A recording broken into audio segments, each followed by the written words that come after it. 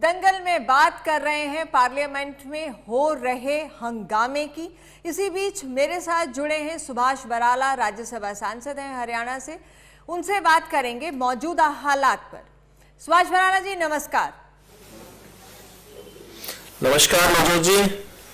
सदन में जो हंगामा हो रहा है, आप कह रहे हैं कि विपक्ष बिना वजह हंगामा बरपा रहा है, क्या कहेंगे? जी देखिए, निश्चित रूप में मुझे लगता है कि विपक्ष ना अपनी भूमिका तय कर पा रहा है और ना अपनी दिशा तय कर पा रहा है। क्योंकि जिस प्रकार से विपक्ष को लोकसभा चुनाव के समय आपने देखा होगा कि नरेंद्र मोदी जी को सत्ता से बाहर करने के लिए विपक्ष ने कितना जबरदस्त तरीके से बड़े बड़े झूठ बोलने का काम किया, लोगों के बीच में ये तक बात स्थापित करने का प्रयास किया कि देश में संविधान खत्म हो जाएगा, नरेंद्र मोदी जी आ जाएंगे। तो भी देश की जनता ने नरेंद्र मोदी जी को प्रधानमंत्री बनाने का काम किया।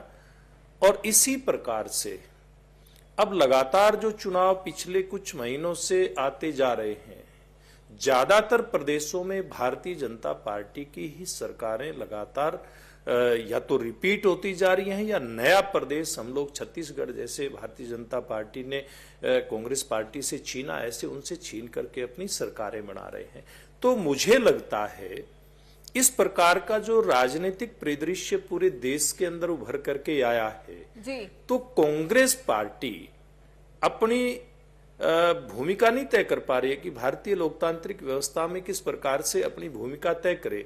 कल देखिए, पूरे देश ने 26 नवंबर 1949 को किस प्रकार से संविधान दिवस का 75वां वर्ष था, हमने उसको मनाया है। कांग्रेस पार्टी उसके ऊपर प्रलाप कर रही है, उसके ऊपर कांग्रेस का रोना चल रहा है कि क्यों सेलिब्रेट किया गया। ये हताश और निराश कांग्रेस पार्टी और कांग्रेस पार्टी की लीडरशिप, इसलिए ये सदन के अंदर हंगामा करना चाहते हैं। और इनको एक बात ये ध्यान है कि सदन अगर चलेगा तो जितने अच्छे काम नरेंद्र मोदी जी लगातार पिछले लगभग 10.5 साल से करते आ रहे हैं, उससे भी अच्छे काम भविष्य के अंदर करने हैं। और ज्यादा मजबूती एनडीए को मिलेगी, भारतीय जनता पार्टी को मिलेगी, इसलिए ये हंगामा कर रहे हैं और सदन को चलने नहीं दे रहे। बराला जी, जिस तरह से चुनाव के बाद हरियाणा से लेकर महाराष्ट्र तक ईवीएम को एक बड़ा जिम्मेदार बनाया जा रहा है, आप इसको किस तरह से देखते हैं? क्योंकि ये कहना है विपक्ष का, कांग्रेस का, कि बड़ा मैनिपुलेट किया जा रहा है ईवीएम को और एक राज्य जिता दिया जाता है, फिर एक राज्य जीत लिया जाता है और कुछ सीट्स पर टैंपरिंग हुई है। देखिए, मुझे लगता है जैसे मैंने कहा, कांग्रेस पार्टी अपनी भूमिका को तय नहीं कर पा रही है। अब जब इतना बड़ा मैंडेट जनता ने भारतीय जनता पार्टी को हरियाणा प्रदेश के अंदर दिया, महाराष्ट्र के अंदर दिया, और अगर इसी प्रकार से देखिए, अगर हम बात करें कांग्रेस पार्टी की, जो आपने बात कही है, तो अगर भारतीय जनता पार्टी की मैनिपुलेशन होती, नवजोत जी आप बहुत पुरानी पत्रकार हैं और आप जमीन से जुड़ी पत्रकार हैं और राजनीति को अच्छे प्रकार से समझते हैं। अगर राजनीतिक दृष्टि से इस प्रकार की मैनिपुलेशन संभव होती तो पीछे पश्चिम बंगाल का चुनाव था, भारतीय जनता पार्टी के लिए तो सबसे महत्व का चुनाव वो था जी। तो ऐसी कोई मैनिपुलेशन नहीं है। कांग्रेस पार्टी अपनी, जैसे मैंने कहा, ना अपनी दशा ठीक कर पा रही है, अपनी दिशा ठीक कर पा रही है। हरियाणा प्रदेश में क्या है, आप तो बड़ा नजदीक से देखते हैं, अपना संगठन तक नहीं बना पाई कांग्रेस पार्टी। अभी हरियाणा प्रदेश का, क्योंकि मैं हरियाणा से आता हूं तो हरियाणा के संदर्भ में मुझे बोलना चाहिए आपके सवाल के जवाब में। हमारा एक बहुत महत्वपूर्ण सत्र वहां पर विधानसभा का हो चुका है, लेकिन कांग्रेस पार्टी और समूचा विपक्ष बिना विपक्ष के नेता के वहां पर उपस्थित था, तो क्या इस प्रकार से हरियाणा की जनता का भला कर पाएंगे क्या? जब विपक्ष का नेता ही नहीं कांग्रेस पार्टी दे पा रही है, तो एक ऐसे महत्वपूर्ण प्रदेश में, जो दिल्ली एनसीआर में जिसका बहुत एक महत्वपूर्ण हिस्सा आता है, उस प्रदेश में किस प्रकार से राजनीति करने की बात करते हैं? और इसी प्रकार से पूरे देश के अंदर कांग्रेस पार्टी का ही हाल है। मैं तो कहूँ ऐसा ही हाल कांग्रेस पार्टी का बना रहे और हमारी हरियाणा और गोहाना की जलेबियां पूरे देश के अंदर बंटती रहे। जलेबियां तो काफी बांट चुके हैं आप, हरियाणा से लेकर महाराष्ट्र तक जी तो काफी मिठास जी। तो आप घोल ही महाराष्ट्र चुके में तो खुद हमारे महाराष्ट्र में तो हमारे खुद बड़े नेता देवेंद्र फडणवीस ने जलेबियां बना करके लोगों को खिलाने का काम किया है। हाँ नहीं, वो यहाँ भी मुख्यमंत्री नायब सिंह सैनी एक दिन जलेबी तल रहे थे हरियाणा में भी, तो जी, जलेबी तो आप खूब सबको खिला रहे हैं। लेकिन बताओ, राज्यसभा सांसद आप किन मुद्दों को लेकर रख रहे हैं आगे? देखिए अभी तो क्योंकि सदन चल नहीं रहा है, मुद्दे तो बहुत सारे होते हैं, देश भर के मुद्दे होते हैं, उनमें तो पार्टी के साथ जिस प्रकार की भूमिका तय होती है वो करनी होती है। लेकिन अपने प्रदेश से जुड़े भी बहुत सारे ऐसे विषय होते हैं जिनको, जैसे पिछली बार मैंने रेलवे का विषय भी रखा था, कृषि के बारे में भी मैंने अपनी बातें रखी थी। तो मेरी प्राथमिकता तो बाकी जो विषय रहेंगे, जो राष्ट्रीय स्तर के मुद्दे रहेंगे जिसमें पार्टी हित की और देश हित की बात आती है, उनके ऊपर तो भूमिका रहेगी, सकारात्मक भूमिका हमेशा से इस प्रकार के विषयों पे रहनी चाहिए, वो रहेगी। लेकिन हरियाणा के संदर्भ में अगर बात करें, डेवलपमेंट से संबंधित जो भी मुद्दे होंगे और खास करके किसान से जुड़े मुद्दे, क्योंकि मैं किसान हूं और मैंने किसान मोर्चा के कार्यकर्ता के नाते भारतीय जनता पार्टी में भी लंबे समय तक काम किया है। मुझे इस बात की खुशी होती है कि जो विपक्ष में हम लोग थे और कभी लगता नहीं था कि जल्दी से हम लोग हरियाणा में सत्ता में आएंगे या देश में क्लियर मेजोरिटी की सरकार और वो भी मोदी जैसी लीडरशिप में बनेगी। उससे पहले जब नवजोत जी हम काम करते थे कि ये सपना था कि क्या किसान को, जो हम उस समय मांग करते थे विपक्ष में रह करके, कि किसान को उसकी फसल का लाभकारी मूल्य कभी मिल पाएगा क्या। लेकिन ये वो सरकार है जिसमें हमें देख करके हमारी खुशी का ठिकाना नहीं रहता। किसान भी खुश होता है उस बात को देख करके कि आज लागत में, जो लागत हमारी फसलों की आ रही है उसके ऊपर 50% लाभांश जोड़ करके हमारी केंद्र की सरकार भाव दे रही है।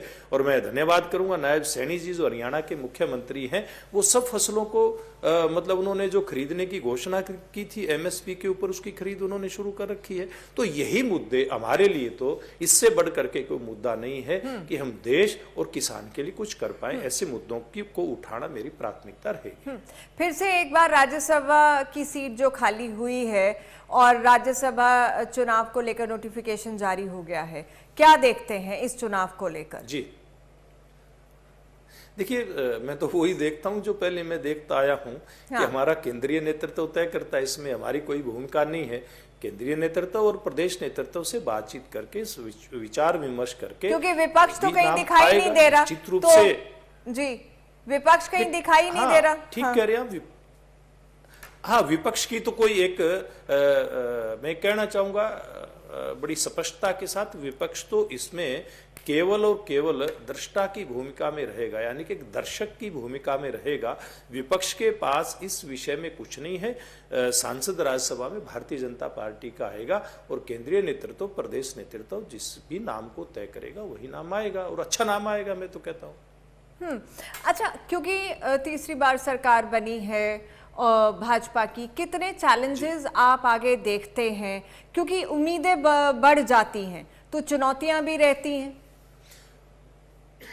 जी निश्चित रूप से नवजोत जी, देखिए जितनी बड़ी जिम्मेवारी होती है तो चुनौतियां उतनी ही बढ़ती हैं।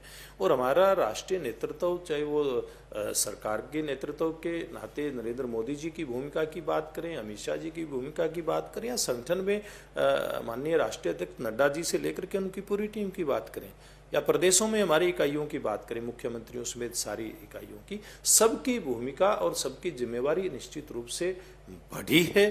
क्योंकि देश की जनता ने इतने लंबे समय में जो विपक्ष का कार्यकाल देखा, आजादी का अमृत महोत्सव मना करके हम लोग आए हैं और कल हमने संविधान की 75वीं वर्षगांठ को भी सेलिब्रेट किया है। तो ये वो समय है जब हरियाणा की जनता और देश की जनता, देखिए, तुलनात्मक अध्ययन करती हैं राजनीतिक व्यक्तित्व की भूमिका और राजनीतिक दलों की भूमिका में और सरकारों की भूमिका में। और जब अब तुलनात्मक अध्ययन देश की जनता ने करना शुरू किया है तो वो भारतीय जनता पार्टी से उम्मीद भी ज्यादा लगा करके चल रही हैं। आपने देखा होगा 500 सालों के बाद अयोध्या के अंदर किस प्रकार से राम मंदिर निर्माण का मार्ग प्रशस्त हो सकता है। 75 साल, लगभग 70 साल के बाद कैसे देश के अंदर जम्मू कश्मीर का एक विशेष दर्जा जो अलग प्रकार का दिया हुआ था, वहाँ से धारा 370 और 35A हट जाती है।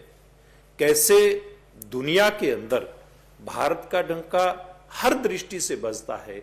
यूक्रेन और रूस का युद्ध होता है तो भारतीय छात्र खास करके मेडिकल की शिक्षा ग्रहण करने के लिए हमारे बेटे बेटियां वहाँ गए थे, उनको कैसे भारतीय तिरंगा लेकर के उनको वापस लेकर के आया जाता है, युद्ध रोक दिया जाता है। इस प्रकार की आज भूमिका नरेंद्र मोदी जी के कारण से देश की पूरी दुनिया के अंदर है। कैसे हम दुनिया की 5वीं एक अर्थव्यवस्था हम बन चुके हैं, तो देश ये देख रहा है और देश ये मान करके भी चल रहा है कि जब हम आज़ादी के 100वें वर्ष के अंदर प्रवेश करेंगे, यानी कि 2047 में, तब भारत निश्चित रूप से दुनिया के अग्रणी देशों के अंदर शामिल होगा और ये भारत विश्व गुरु बनने की तरफ अग्रसर है। ये होगा। इस प्रकार की भूमिका देश की जनता, भारतीय जनता पार्टी और हमारे नेतृत्व की चाहती है, इसलिए जिम्मेवारी बड़ी है। सुभाष बराला जी, ऐसी निश्चित रूप से जनता के आशीर्वाद से हमारे नेता इस भूमिका को निभाने में कामयाब होंगे।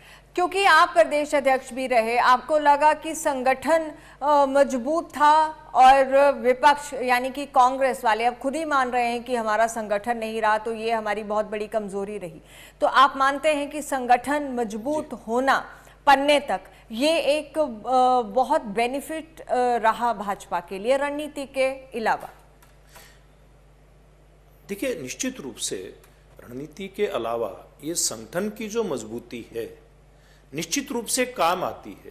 कोई सोच नहीं सकता कि कोई ऐसी पार्टी हो सकती है पूरी दुनिया के अंदर इस लोकतांत्रिक व्यवस्था में जो इतना बारीकी से और इतना नीचे तक जाकर के संगठन की इकाई को खड़ा करेगी, और ये भारतीय जनता पार्टी ने करके दिखाया, इससे सफलता भी मिली है।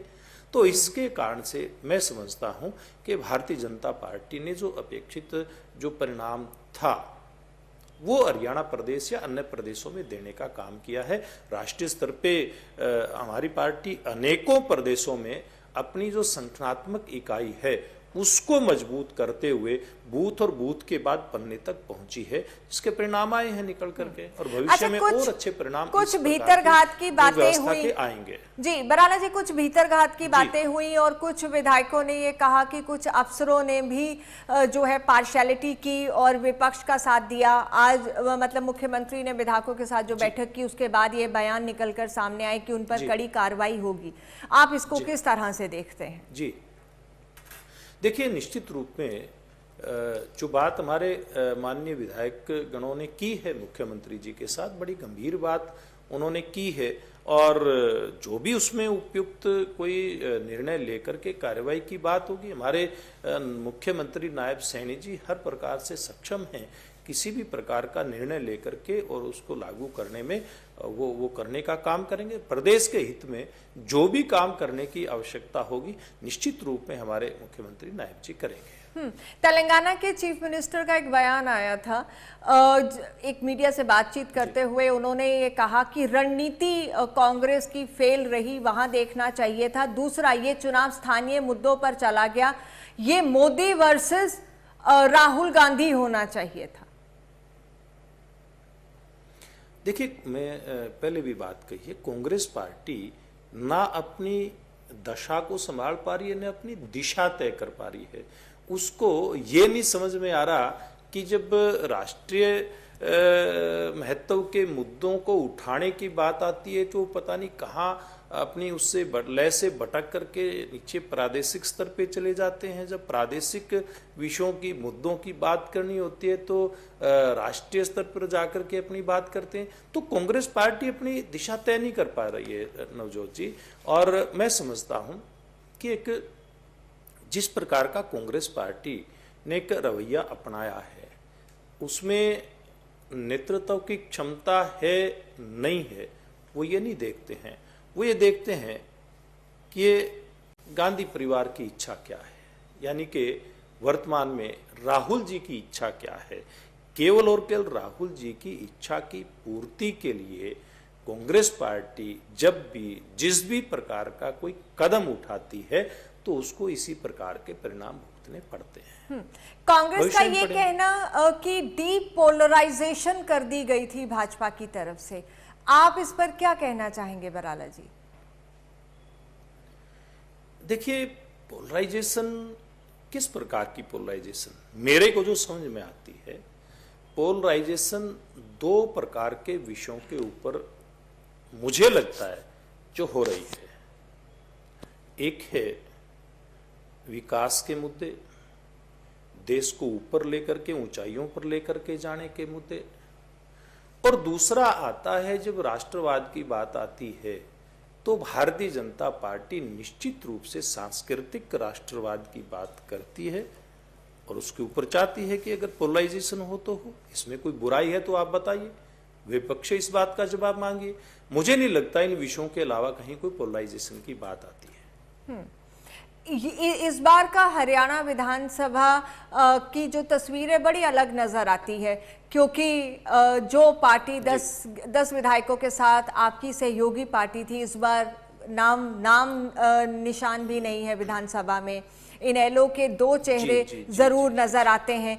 कांग्रेस जरूर 37 विधायकों के साथ विपक्ष में बैठी हुई है, लेकिन बिना नेता प्रतिपक्ष के, जिसका जिक्र आप पहले ही कर चुके हैं। एंड फुल मैंडेट के साथ भाजपा फिर से अपनी सरकार बना चुकी है। इस पूरे समीकरण को, और ये वो चुनाव था जिसमें कई बड़े राजघरानों के जो एक हम कहते हैं ना वर्चस्व, वो भी टूटते हुए दिखे। तो आप इस पूरे राजनीतिक समीकरण को किस नजर से आंकते हैं? देखिए, निश्चित रूप से आपने जो बात कही है कि हरियाणा प्रदेश में तथाकथित राजघरानों का वर्चस्व टूटा है, और उसका टूटने का कारण है पिछले लगातार लगभग 9.5 साल से कुछ ज्यादा समय हरियाणा में भारतीय जनता पार्टी की सरकार चली। मनोहर लाल जी के रूप में एक अब तक के मुख्यमंत्रियों में से सर्वश्रेष्ठ मुख्यमंत्री हरियाणा प्रदेश को मिले। उन्होंने हरियाणा प्रदेश की जो एक बदहाली थी प्रशासनिक व्यवस्था के नाते, उसको सुधारने का काम किया, और राजनीतिक दलों की, राजनीतिक नेतृत्व की जो एक कमिटमेंट होती थी विशेष प्रकार की अपने परिवारों के प्रति या अपने कुछ आसपास के लोगों के प्रति, वो कमिटमेंट तोड़ करके हरियाणा प्रदेश की 2 करोड़ और लगभग 65 लाख के आसपास की जो संख्या है, जनसंख्या है हमारी, उसके प्रति वो कमिटमेंट उन्होंने की कि मुझे पूरे हरियाणा का भला करना है और मुझे पूरे हरियाणा का समान विकास, और दूसरा उन्होंने एक जोड़ा था समान रोजगार। समान विकास भी हुआ और समान दृष्टि से रोजगार भी मिला, यानी कि सबको सम दृष्टि से देखा गया।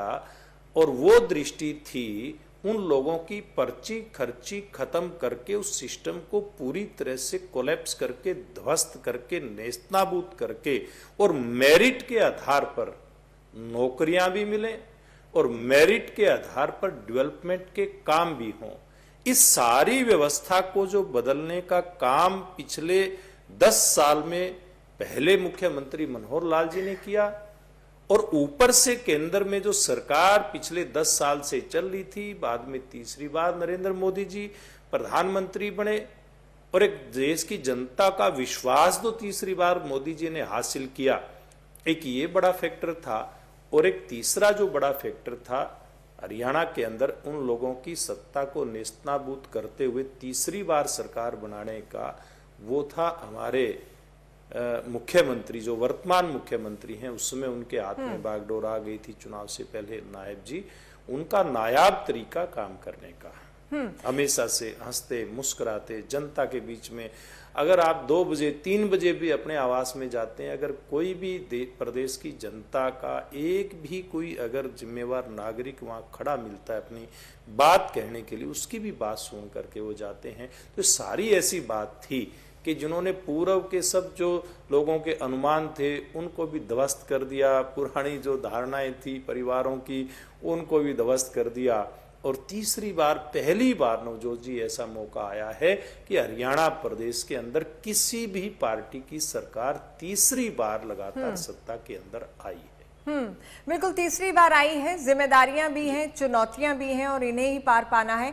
आपकी नजर में अगर एक शब्द में जानना चाहूं तो सबसे बड़ा स्ट्रेंथ भाजपा का क्या? देखिए, मैं आपकी आवाज सुन नहीं पाया। क्या मैंने कहा एक शब्द में अगर मैं आपसे समझना चाहूं तो भाजपा की स्ट्रेंथ क्या रही हरियाणा में? देखिए, भारतीय जनता पार्टी की स्ट्रेंथ जो मैंने कही, जनता के प्रति जवाबदेही। ओके। 100% हमारी जनता के प्रति जो जवाबदेही थी, पूर्व के मुख्यमंत्री मनोहर लाल जी की, केंद्र में नरेंद्र मोदी जी की, और बाद में हमारे मुख्यमंत्री जिनके नेतृत्व में चुनाव लड़ा जी, नायब जी, उनकी जो जनता के प्रति जवाबदेही को उन्होंने बहुत संवेदनशीलता के साथ उसको महसूस किया, उसका एहसास लिया और उस जिम्मेवारी को निभाने का काम किया। इसीलिए तीसरी बार हमारी जो सरकार है उसकी स्ट्रेंथ हमारी है। चलिए, बेहद शुक्रिया हमारे साथ बात करके, अपनी बात रखने के लिए। सुभाष बराला राज्यसभा सांसद हमारे साथ जुड़े, जिन्होंने कहा कि सबसे बड़ी स्ट्रेंथ भाजपा की तीसरी बार सरकार बनाने की ये रही कि सरकार जवाबदेह है, लोगों की हर बात को लेकर सरकार जवाबदेह है, अकाउंटेबिलिटी है जो सेट की जाती है। फिलहाल लेते हैं आपसे इजाजत। नमस्कार।